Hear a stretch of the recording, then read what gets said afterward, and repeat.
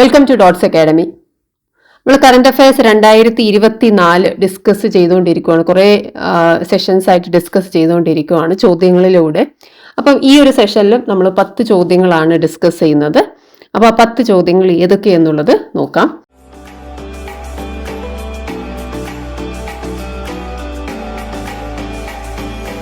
First question, which is on the verge of becoming the largest coal mine in Asia? അതായത് ഏതോ ഒരു call mine largest coal mine ആവാൻ പോവുകയാണ് ഏഷ്യയിലെ. അതേതാണ് ആ ലാർജസ്റ്റ് കോൾ മൈൻ ആവാൻ പോകുന്ന കോൾ കമ്പനി ഏതാണ്, കോൾ മൈൻ എവിടെയാണ് എന്നതാണ് ചോദ്യം.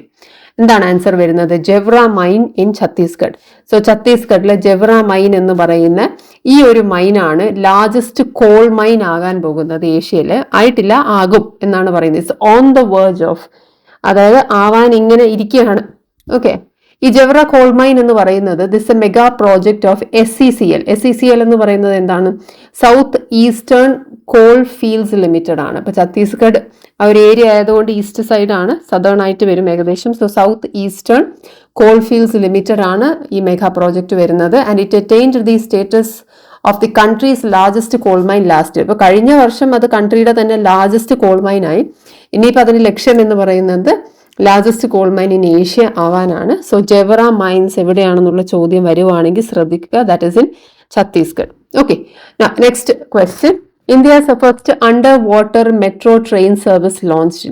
സോ ഇന്ത്യയുടെ ആദ്യത്തെ underwater metro train service ആണ്. സോ അണ്ടർ വാട്ടർ ആണ്, വെള്ളത്തിലെ അണ്ടർ വാട്ടർ ആണ് ഈ ഒരു മെട്രോ ട്രെയിൻ വരുന്നത്.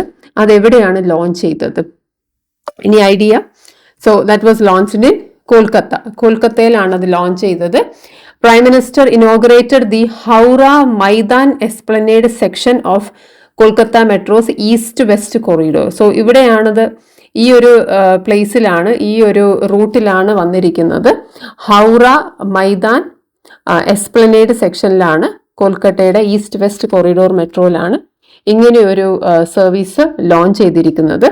The Howrah Maidan Esplanade section underwater metro line is the first transportation tunnel under a river in the country. ഇപ്പൊ രാജ്യത്ത് തന്നെ ആദ്യമായിട്ടാണ് ഇങ്ങനെയൊരു ഫസ്റ്റ് ട്രാൻസ്പോർട്ടേഷൻ ടണൽ തന്നെ നിർമ്മിക്കപ്പെടുന്നത്. അത് അണ്ടർ വാട്ടർ മെട്രോ ലൈൻ തന്നെ നിർമ്മിക്കപ്പെടുന്നത്. And it passes under the Hooghly river. ഇപ്പം ഹുഗ്ലി റിവറിന്റെ അണ്ടറിലാണ് ഇത് വരുന്നത്. And it has the deepest metro station in India at Howrah. 30 metre ഡീപ്പിലാണ്, 30 മീറ്റർ ഡീപ്പിലാണ് ഈ ഒരു മെട്രോ സ്റ്റേഷന്റെ സ്ഥിതി ചെയ്യുന്നത്. അത് ഡീപ്പസ്റ്റ് മെട്രോ സ്റ്റേഷൻ ആണ് ഇന്ത്യയിൽ. അതുപോലെ ഹുഗ്ലി നദിയാണ് അണ്ടർ വാട്ടർ മെട്രോ വരുന്നത്. ആൻഡ് സെക്ഷൻ എന്ന് പറയുന്നത് ഹൗറ മൈതാൻ എസ്പ്ലനേഡ് സെക്ഷനിലാണ് ഉദ്ഘാടനം ചെയ്യപ്പെട്ടത്. ആ ഒരു റീജിയനിലാണ് ഇത് വരുന്നത്. ഓക്കെ, തേർഡ് ക്വസ്റ്റ്യൻ നമുക്ക് നോക്കാം. Who is appointed as the president of Hungary? So president of Hungary എന്ന് പറയുന്നത് ആരാണ് എന്നുള്ളതാണ്. സോ റീസെന്റ് അപ്പോയിന്റഡ് ആണ്. ടമാസ് സുലിയോക്ക് എന്ന് പറയുന്ന വ്യക്തിയാണ് president of Hungary.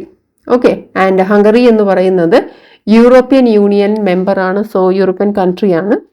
Additional points നോക്കുക. The outgoing head of state Katalin Novak. Katalin Novak എന്ന് പറയുന്നതായിരുന്നു നേരത്തെ പഴയ പ്രസിഡന്റ് എന്ന് പറയുന്നത്. അവർ രാജിവെച്ചത് കാരണമാണ് പുതിയ പ്രസിഡന്റ് വരുന്നത്, ടമാസ് സുലിയോക്ക് എന്ന് പറയുന്ന പുതിയ പ്രസിഡന്റ് വരുന്നത്.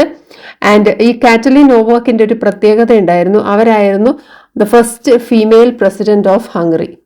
ആദ്യത്തെ ഫീമെയിൽ പ്രസിഡന്റ്, ഹംഗറിക്ക് കിട്ടിയ ആദ്യത്തെ ഫീമെയിൽ പ്രസിഡന്റ് ആയിരുന്നു കാറ്റലിൻ നോവിക്. ഒരു സ്കാൻഡൽ വന്നതിന് ഒരു സ്കാൻഡൽ വന്നത് കാരണമാണ്, ഒരു പ്രശ്നം വന്നത് കാരണമാണ് അവർ റിസൈൻ ചെയ്യേണ്ടി വന്നത്. ഓക്കെ, അതേപോലെ തന്നെ ഹംഗറിയുടെ പ്രൈം മിനിസ്റ്റർ നോക്കുക, വിക്ടർ ഓർബാൻ ആണ് ഹംഗറി പ്രൈം മിനിസ്റ്റർ. നമ്മൾ ചോദിച്ചിരിക്കുന്ന ചോദ്യം എന്താണ്? പ്രസിഡന്റ് ആണ് കേട്ടോ. പ്രസിഡന്റ് ടമാസ് സുലിയോക്കും ആൻഡ് പ്രൈം മിനിസ്റ്റർ വരുന്നത് വിക്ടർ ഓർബാനുമാണ്. നാലാമത്തെ ചോദ്യം നോക്കാം.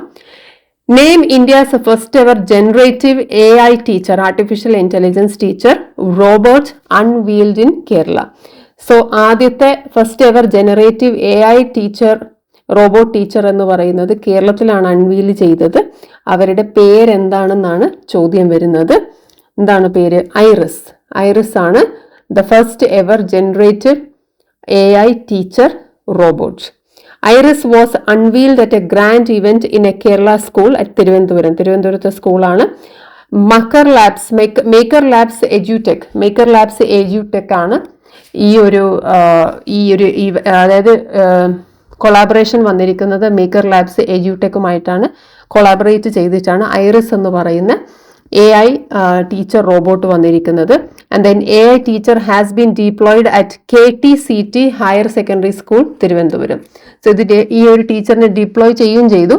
KTCT school higher secondary school തിരുവനന്തപുരത്താണ് ഡിപ്ലോയ് ചെയ്തിരിക്കുന്നത്. ഓക്കെ, അഞ്ചാമത്തെ ചോദ്യം നോക്കാം. India's first National Dolphin Research Center NDRC is launched at National Dolphin Research Center. So ഈ ഡോൾഫിൻ ആയതുകൊണ്ട് തന്നെ നമുക്ക് ഏകദേശം മനസ്സിലാക്കാം. കാരണം നമ്മുടെ അക്വാട്ടിക് ആനിമൽ എന്ന് പറയുന്നത് ഗെയിൻജെറ്റിക് ഡോൾഫിൻ ആണ്. സോ ഗംഗയുടെ കരയിൽ എവിടെയെങ്കിലും ആയിരിക്കണം, അല്ലെങ്കിൽ ആ ഒരു റീജിയൻ ആയിരിക്കണം നമ്മുടെ ഡോൾഫിൻ സെന്റർ വരേണ്ടത് ഓട്ടോമാറ്റിക്കലി, സാധ്യത കൂടുതൽ. So let us see. So it is in Patna. So national dolphin research centre എന്ന് പറയുന്നത് പാറ്റ്നയിലാണ് ലോഞ്ച് ചെയ്തിരിക്കുന്നത്. And India's first centre for research on conserving the endangered gangetic river dolphin. So gangetic river ഡോൾഫിനെ സംരക്ഷിക്കാനായിട്ട്, എൻഡേഞ്ചേർഡ് ആണ്, സംരക്ഷിക്കാൻ വേണ്ടിയിട്ടാണ് പാറ്റ്നയിൽ നാഷണൽ ഡോൾഫിൻ റിസർച്ച് സെന്റർ സ്ഥാപിച്ചിരിക്കുന്നത്. ഈ ഒരു ഇൻസ്റ്റിറ്റ്യൂട്ട് എന്ന് പറയുന്നത് it is close to Ganga river in Patna. India's national aquatic animal ആണ് ഗെയിൻജെറ്റിക് ഡോൾഫിൻ എന്ന് പറയുന്നത്.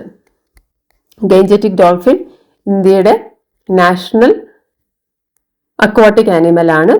ആൻഡ് ഈ ഒരു ഡോൾഫിന്റെ ഒരു പ്രത്യേകതയുണ്ട്. ഇത് റിവർ ഡോൾഫിൻ ആണ്. സാധാരണ നമുക്ക് കടലിലാണ് ഡോൾഫിനെ നമുക്ക് കാണാൻ പറ്റുന്നത്. ഇത് റിവർ ഡോൾഫിൻ ആണ്. അതാണ് അതിൻ്റെ ഒരു പ്രത്യേകത.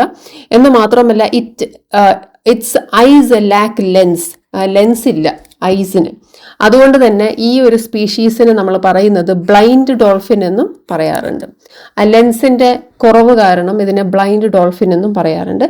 ഓർക്കുക, national dolphin research centre NDRC is at Patna. Next one, who has been appointed as a new prime minister of Palestine. So പാലസ്റ്റീൻ്റെ പുതിയ പ്രൈം മിനിസ്റ്റർ ആരാന്നുള്ളത് നമുക്ക് നോക്കാം. ആരാണ് പുതിയ പ്രൈം മിനിസ്റ്റർ? മുഹമ്മദ് മുസ്തഫയാണ് the new prime minister of Palestine എന്ന് പറയുന്നത്. പ്രീവിയസ് പ്രൈം മിനിസ്റ്റർ എന്ന് പറയുന്നത് മുഹമ്മദ് ഷെത്തിയായ ആയിരുന്നു പഴയ പ്രൈം മിനിസ്റ്റർ. അദ്ദേഹം റെസിഗ്നേഷൻ അനൗൺസ് ചെയ്തു due to the escalating violence in the occupied territory and war on Gaza. So ആ ഒരു ഗാസയിലെ വാർ കാരണം, വയലൻസ് കാരണമാണ് അദ്ദേഹം റിസൈൻ ചെയ്യുന്നത്. എന്നിട്ടാണ് പുതിയ പ്രൈം മിനിസ്റ്ററായ മുഹമ്മദ് മുസ്തഫ വരുന്നത്. അതേപോലെ പാലസ്റ്റീനിയൻ പ്രസിഡന്റ് ശ്രദ്ധിക്കുക, മഹ്മൂദ് അബ്ബാസ് ആണ് Palestinian president. Okay, now seventh question. Who publishes the Human Development Index? ആരാണ്, അല്ലെങ്കിൽ ഏത് ഓർഗനൈസേഷൻ ആണ്, ദാറ്റ്സ് ബെറ്റർ, ഏത് ഓർഗനൈസേഷൻ ആണ് human development index HDI publish ചെയ്യുന്നത്? ആരാണ് പബ്ലിഷ് ചെയ്യുന്നത്? United Nations Development Programme, UNDP, United Nations Development Programme ആണ് ഹ്യൂമൻ ഡെവലപ്മെന്റ് ഇൻഡെക്സ് പബ്ലിഷ് ചെയ്യുന്നത്. ഇപ്രാവശ്യത്തെ 2023-24 HDR റീസെന്റ് റിലീസ് ചെയ്യപ്പെട്ടിട്ടുണ്ട്. അത് 2021-22 ഹ്യൂമൻ ഡെവലപ്മെന്റ് റിപ്പോർട്ടിന്റെ ഫൈൻഡിങ്സ് അനുസരിച്ചാണ് ഇപ്പം റീസെന്റ് വന്ന HDR ബിൽഡ് ചെയ്തിരിക്കുന്നത്. ഓക്കെ, അതിനോടനുബന്ധിച്ചുള്ള മറ്റൊരു ചോദ്യമാണ്, what is India's rank in the recently released global human development index? So recently released global human development index പ്രകാരം ഇന്ത്യയുടെ റാങ്കിങ് എത്രയാണെന്നുള്ളതാണ്. ഇന്ത്യയുടെ റാങ്കിങ് വരുന്നത് 134 134. അതായത് ശ്രദ്ധിക്കേണ്ട അഡീഷണൽ പോയിന്റ്സ് നോക്കുക. India's HDI value has increased to 0.644 in 2022. അതായത് ഇന്ത്യക്ക് കുറച്ച് പ്രോഗ്രസ്, HDIയിൽ ഇന്ത്യക്ക് കുറച്ച് പ്രോഗ്രസ് നമുക്ക് കാണാൻ പറ്റും. പ്ലേസിംഗ് ദ കൺട്രി 134 സ്ഥാനം ഔട്ട് ഓഫ് 193 കൺട്രീസ്. സോ 193 നോക്കിക്കഴിഞ്ഞാൽ 134 സ്ഥാനത്തിലാണ് ഇന്ത്യ ഇരിക്കുന്നത്. അതുകൊണ്ട് തന്നെ ഇന്ത്യ ഇപ്പോൾ കാറ്റഗറൈസ് ചെയ്തിരിക്കുന്നത് മീഡിയം ഹ്യൂമൻ ഡെവലപ്മെന്റ് എന്ന് പറയുന്ന ഒരു കാറ്റഗറിയിലാണ് ഇന്ത്യ വരുന്നത്. ടോപ്പ് 3 കൺട്രീസിൽ വരുന്നത്, first one is Switzerland, followed by Norway. അപ്പോൾ അവരുടെ എല്ലാം തന്നെ പോയിന്റ്സ് HDIയുടെ വാല്യൂ വളരെ കൂടുതലാണ്. 0.967 ആണ് സ്വിറ്റ്സർലാൻഡ് വരുന്നത്, Norway, and then comes Iceland. Bottom 3 കൺട്രീസിൽ വരുന്നത് സൊമാലിയാണ്, 0.3 ആണ് സൊമാലിയൊക്കെ വരുന്നത്. Then south Sudan and then central African republic വരുന്നത്. ബിഗർ എക്കോണമീസ് ആയ USA അത്യാവശ്യം നല്ല ഒരു ഹ്യൂമൻ ഡെവലപ്മെന്റ് ഇൻഡെക്സ് ആണ്. ദെൻ UK, ദെൻ ജപ്പാൻ്റെതും ഇവിടെ കൊടുത്തിട്ടുണ്ട് 0.8 ആൻഡ് റഷ്യ 0.821.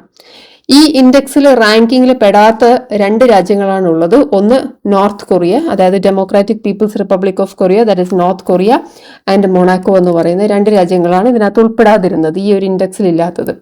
ഇനി നമ്മുടെ നെയ്ബറിംഗ് കൺട്രീസിന്റെ ഒരു അവസ്ഥ നോക്കിക്കഴിഞ്ഞാൽ ശ്രീലങ്കയുടെ റാങ്ക് വളരെ മികച്ചതാണ്, 78ലാണ് ഹ്യൂമൻ ഡെവലപ്മെന്റ് ഇൻഡെക്സിൽ വരുന്നത്.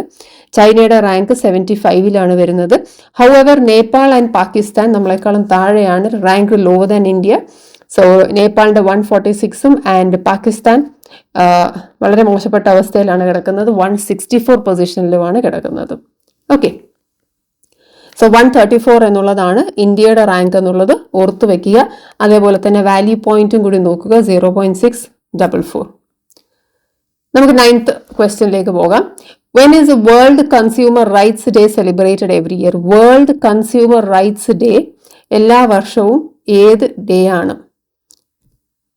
15th March. 15th മാർച്ച് ആണ് വേൾഡ് കൺസ്യൂമർ റൈറ്റ്സ് ഡേ വരുന്നത്. അഡീഷണൽ പോയിന്റ്സ് നോക്കുക. സിൻസ് ഇറ്റ്സ് ഇൻസെപ്ഷൻ ഇൻ 1983, അതായത് 1983ലാണ് നമ്മളിങ്ങനെ ഒരു വേൾഡ് കൺസ്യൂമർ ഡേ ആഘോഷിക്കാം എന്നുള്ള തീരുമാനത്തിലെത്തുന്നത്. World consumer rights day has been observed annually on March 15, a date of significance stemming from a pivotal speech delivered by US President John Kennedy in 1962.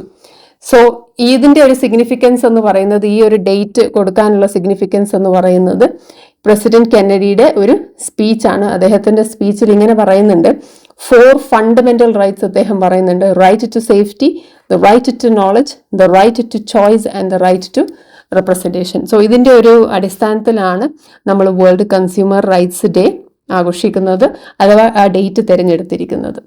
Now, what is the theme of the World Consumer Rights Day? Theme എന്ന് പറയുന്നത് fair and responsible AI, artificial intelligence for consumers. Fair and responsible artificial intelligence for consumers ആണ് നമ്മുടെ ഈ വർഷത്തെ world consumer rights ഡേയുടെ theme. ഇതാണ് നമ്മുടെ 10 ചോദ്യങ്ങൾ. 10 ചോദ്യങ്ങൾ നമ്മൾ ഡിസ്കസ് ചെയ്തു, അതേപോലെ തന്നെ അതിൻ്റെ അഡീഷണൽ പോയിന്റ്സും ഡിസ്കസ് ചെയ്തു. വീണ്ടും ഒരു സെഷനുമായിട്ട് കണ്ടുമുട്ടാം.